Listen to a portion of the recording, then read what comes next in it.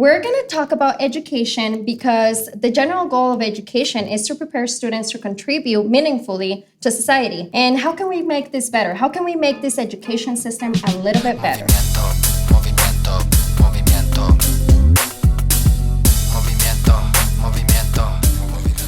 Hola, ¿qué tal, everybody? My name is Ingrid Ordóñez. And I'm Janela Astorga Ramos. Welcome to our channel again. We're going to be talking about the history of education in our episode on ThrowBack Thursdays. The general goal of education is to prepare students to contribute meaningfully to society.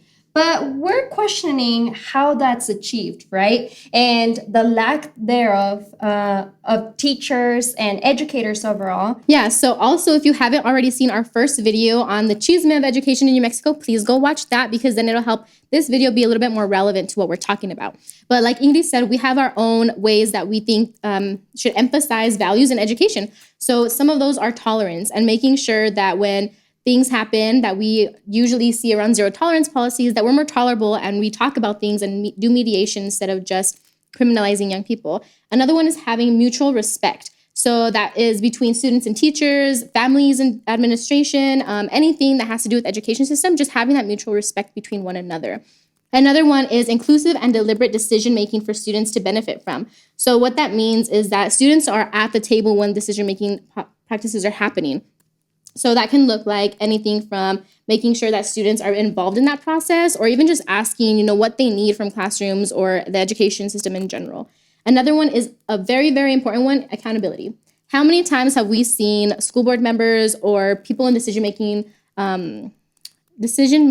roles not being accountable for their actions? So if you put a policy in place that's going to hurt students more than it is going to help them, you need to be held accountable for that. And we know that there are community organizations already working on that.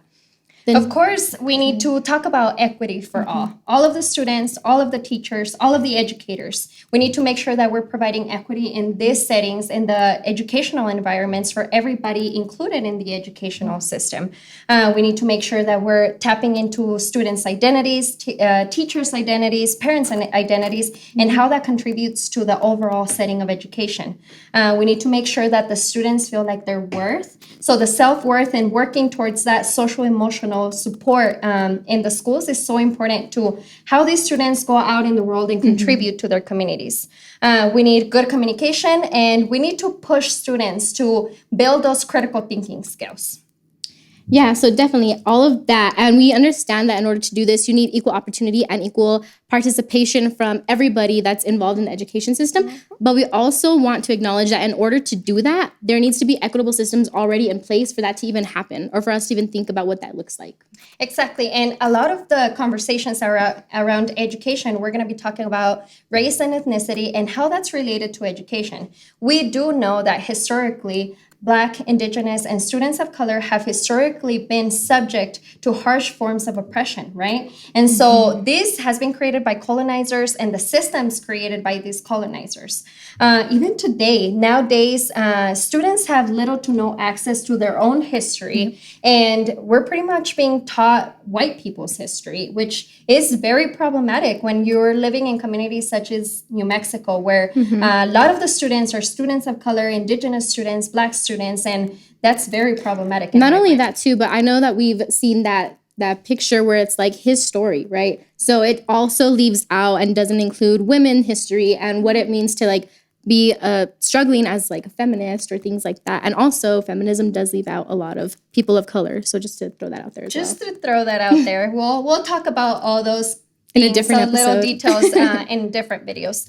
But of course, this video cannot be a Throwback Thursday video without the history. So we're going to be giving a little bit of examples throughout the centuries, throughout the years of how education has evolved, how education has changed, and how does it become more complicated in ways that it continues to be racist at its core, but we have ways to change that. So the first historical event that we're going to be talking about is in 1864. In 1864, the Congress made it illegal for Native American students to be taught in their native languages, which means they ended up being sent to boarding schools and to, quote unquote, to kill the Indian and save the man. Say it with me, colonization.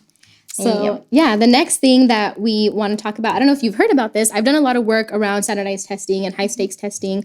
That was one of my big projects when I was in high school. But in 1916, that's when they was creating the IQ test. And in order to create the IQ test, there was a lot of things behind it, right? And the reason why people think it's inherently racist is because when that came out, it was also the time when military were recruiting people. So they actually used the IQ test in order to determine that people of color were less smart and therefore should not go to schools, but should go towards the military instead. So, creating that military industrial complex and then the school to prison pipeline just goes back further and further. Yeah, definitely. And of course, these events are definitely related to issues of assimilation, systemic racism, unequal access to education, and implicit bias, right? Quote unquote, how they call them implicit bias. We were just talking about this. Yeah. So I was telling Ingrid that it really kind of bugs me when people in the education system say, oh, we're going to have an implicit bias conversation or training when can we just call out racism? Like implicit bias is talking about racism. Don't be racist in schools. I think that would be a way better way to put that instead of calling it implicit biased. The other event that we're going to be talking about is the 1954 Brown versus Board of Education of Topeka. So pretty much what happened during this time is that they agreed that segregated schools were inherently unequal or pretty much they were not good for the society or the education system overall. And this is pretty much what pushed the civil rights legislation in the 1960s. And this pretty much pushed into a race-based status, right? Where people were fighting for the rights, they were fighting for everything that was happening in the 1960s during the civil rights movement. Yeah, since you brought up the 1960s too, if you haven't watched the movie Walkout, it's a really good movie that talks about education and Latinos and Chicanos inside the 1960s and how they made education more equitable inside of California. And they were pretty much organizing and fighting for their rights and protesting. And so if you've ever heard that historically, like the most recent riots and protests, like they never happened before, it's a lie. People have been organizing for years and years, centuries, to make this more equitable system, right? For mostly people of color, Black people and people of color, Indigenous people. So altogether, these events pretty much represent all the different issues within education and the education system overall. Something that we have to talk about because it's so prevalent in the education system right now is zero tolerance policies, right? Oh my God, yes. So in 1999, that's when zero tolerance policies were really created. So this policy intensified after Columbine. So if you don't know what Columbine is, it was a school shooting that happened in the early 2000s, I believe. So zero tolerance policies, if you don't already know, you can check in your school handbook, are basically rules that the school does not tolerate. So we have like dress code, right? How many of you have been called to the principal's office to call home to change if you're wearing or anything, right? Yeah. So that's a zero tolerance policy. Another thing that we can talk about too is in school suspension. So in school suspension, ISS, a lot of the times when you're having one of these issues with zero tolerance policies, they send you to ISS and you miss a whole days of classwork because we have these guidelines or these rules that are supposed to be beneficial to students, but they're actually not, and they're more harmful. So, yeah. And pretty much this is all connected once again. I know we mentioned it in our last video about the school to prison pipeline and how this has existed historically, wanting to get the students in trouble for the smallest things in order for them to end up in a system of criminalization. And so the last event that we talk about is in the 2000s, right? The state takeover of schools. And this is during the President Bush administration, the No Child Left Behind Act. This pretty much required like greater accountability for schools and school officials to meet the national standards. There's obviously a lot of things that happened in the 2010s that, affected education. Some things that we don't really have dates to, but I want to mention as well are things like in 2016 was the year, I believe, that Mississippi finally got rid of corporal punishment. So can you imagine still being hit in school in the 2000s? Like literally paddles to your butt because corporal punishment was still legal in those states. Another thing that we can talk about, too, that was really harmful for students is Michelle Obama's nutrition policies, right? So even though it was very, very well written, and she believed that it was going to be helpful on paper, the implementation of those things actually hurt a lot of students of color, students of low-income families, because schools were just not able to feed students things that they wanted to eat, right? And that's the reality of it. If we want to have like culturally relevant and nutritious food in schools, it has to be edible. Like, I mean, we have had teachers who have gone on, I guess, kind of like a experiment, right? Where they try and eat school food for a whole week and they can't even do it themselves. So making sure that things like that are being talked about and policies that are being pushed are not just good on paper, but good in implementation as well. And of course, a lot of the, like you mentioned, this implementation of like nutritious food, it talks a lot about the inequity in food and food deserts, right? Like in states of New Mexico, we're a food desert where we have low-income families struggling to make ends meet and try to have the basic needs such as food at home. Yeah. And not only that too, but in New Mexico, we are number 1 in child hunger and number 1 in child obesity. So 1 in 3 kids are hungry at school. And sometimes that's the only meal that they have throughout the whole day is their school lunch. So it's very it's a super, super crazy issue because there's so many things that are in play. So talking about food deserts, how is that even possible to be number 1 in child hunger and number 1 in child obesity? And last in education, right? So all of these issues are connected somehow. And most of these issues are pretty much something that we need to work together towards liberation and towards making the state better in education and for students to not go hungry. You know, being a teacher, one of the things that I worried the most during this pandemic was my students not having food at home and them not being able to access this food that is provided to them in school. So I know the state of New Mexico moved pretty fast and they were able to provide with meals to the students. I know that this is coming up again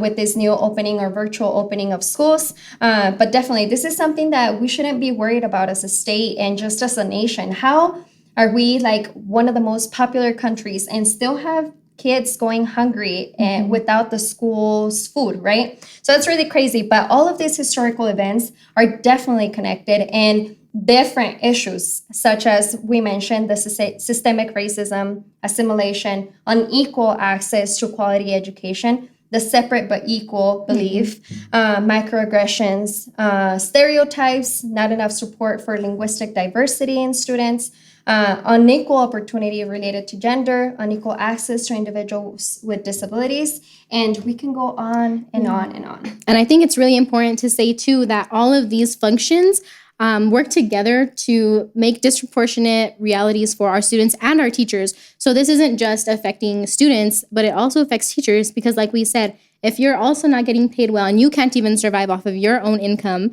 and then you still have to buy extra supplies for your own classroom and make sure that your students aren't going hungry, so you're buying them snacks and things like that, that takes a really big toll on your mental health.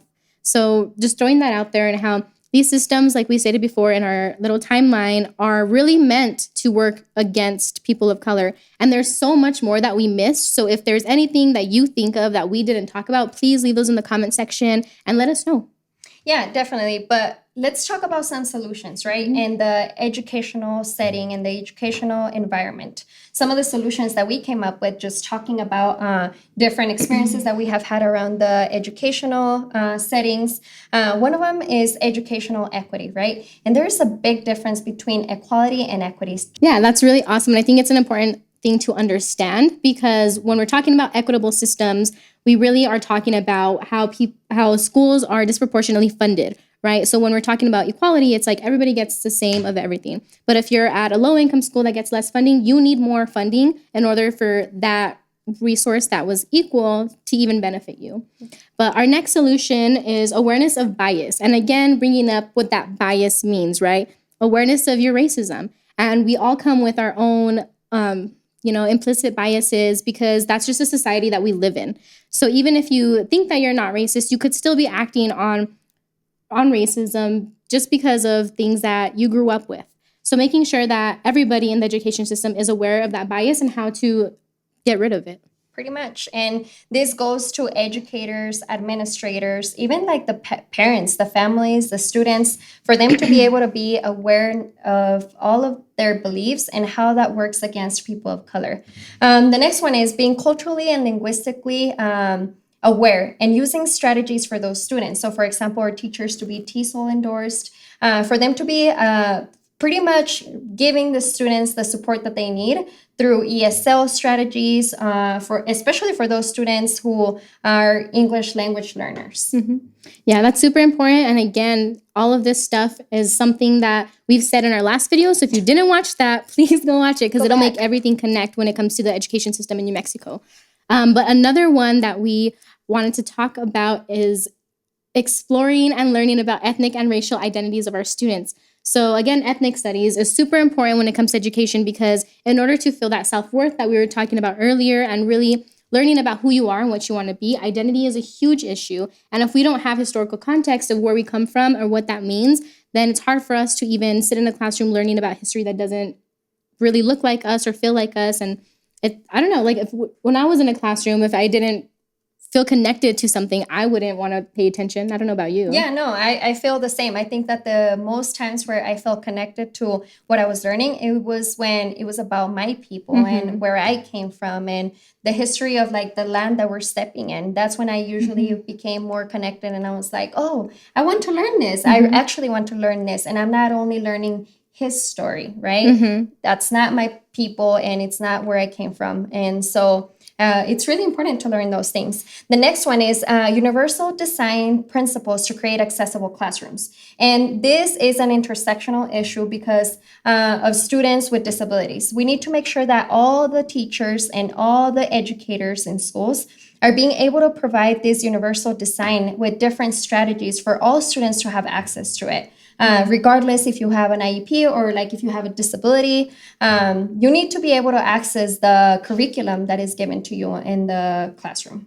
And before I move on to the next point as well, can we just give a shout out to our EAs? Those educational assistants are super important and they're super underpaid. And they do a lot of work for our students. So just shout out to all of you EAs. I've been there and I know it's difficult, but we appreciate you so much. Yeah, all the work that y'all do, seriously, they put you everywhere in education in all the schools. And yeah, like you said, seriously, thank you so much for all the work that you do out there. Our next point is having a variety of instructional formats. So we know that not all students learn the same, right? So for me, I really love writing, but I could not test. It was just something that gave me anxiety and I ended up just not being able to do it. So making sure that there's other ways that people and students can really share what they're learning and their ways of showing, right? So doing things like service learning projects, project-based learning is super important. So I know there's a lot of students that don't like that. So having a variety, if you like testing and you're good at it, let's do that. And if not, then let's see other ways how you can share a portfolio or have a conversation about what you learned about. I think that's super amazing that the bilingual seal is actually a very great model for that. Yeah, definitely. Actually, I am a very visual learner. Even though I really like reading and writing, I'm a visual learner, a hands-on learner. So if I'm like learning anything with math or science, I have to be doing it with my hands or I will not understand what's happening. So it's really important to have those different formats of teaching in the classroom, not only to pretty much help the students of color, but help all students who have different ways of learning because everyone learns differently. The next one that is also very connected to this is knowing students' needs. When an educator really knows their students and knows what the student needs to be able to be successful in education, it's so important. Being able to really accommodate and modify the class or like the classroom assignments is so important to meeting those students' needs. Yeah, so another thing that we want to talk about, like we've mentioned many times before, is recreating the education system through an anti-racist frame. And we just want to echo that because there's many things that falls under, right? It's like multicultural education through language access and like materials, but also not having police in our schools. So making sure that school resource officers and other police presence are not on campuses. And it also ties in things like mental health, identity, literally everything that is going to benefit our students ties into an anti-racist frame. Pretty much.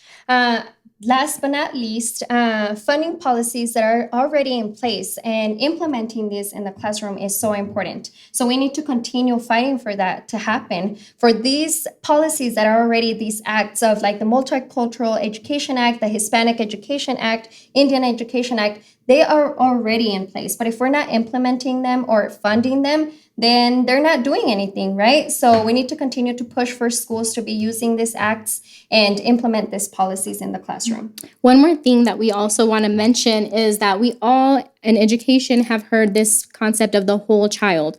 So making sure that we are creating a healthy and holistic view of what education actually means for each student. So when we think about the whole child, like we've talked about before, it's not just, okay, you're getting good grades or you're passing this test with A's and 100%, but it's also, what are you doing at home? Like, how is it? Do you have food at home? Like, how is your family dynamic? Talking with the parents is like super, super valuable when it comes to creating a connection with your student. So there are also policies in Albuquerque Public Schools, the family engagement policy, shout out to Families United for Education, to make sure that things like that are happening. So when we talk about a child, it's not just, oh yeah, they're doing great, they're getting good grades, but it's, you know what, they've grown so much and they actually know a sense of self-worth. They understand what it's like to communicate in the real world, how things and like consequences are made. Something that's really amazing that I think a lot of teachers that I've had actually have done is connect real life to teaching. And you can't really do that when you're teaching to a test. So making sure that that's super, super, super, super important inside of your education and in your curriculums is having relevancy in your curriculum. I've always said this, the most important thing about education is the relationships that you create with families and students. I don't think that the parents or the students can trust you unless you create that relationship with them. And so really for educators, for parents, for students, really thinking about how those relationships in the educational environment can impact you in the future, are impacting you right now, and how can you take that impact and make it your own? Quick little story time. I became a teacher because of the teachers that taught me. They saved my life. And I really do think that me wanting to be a teacher really came from that feeling of, okay, I couldn't have done it without my teachers, so I want to do the same for a lot of the other students. That's exactly what happened to me too. And maybe we can do a little shout out video to those specific teachers because, that there's always those people in your life, especially in the education system, who you feel are just like connected to. But also just to circle back between everything that we've talked about, that is not possible when systems are in place that make it hard for us to create those relationships. So language access, families not feeling safe because they're undocumented, right? And there's police presence at our school. Just anything that we talked about can make it a barrier for us to actually create relationships with our students and our families. Maslow's hierarchy of needs is a popular motivation theory that's widely referred in educational circles. So educators need to be acknowledging this hierarchy of needs so students can meet their full potential that they need to satisfy a series of needs. So schools need to be resourceful, right? So when a parent comes in and says, I don't have money for the rent, for the mortgage this month, there must be an environment where teachers feel the need and feel that just drive to help these families and make sure that these families are safe, because we don't have schools without students, and we need to make sure that we're taking care of those students and those families. Another shout out to all of the family liaisons at the schools. I was once a family liaison, and if you don't have a supportive school, then your job is super difficult because it really takes a village to raise a child, right? And that village is the school.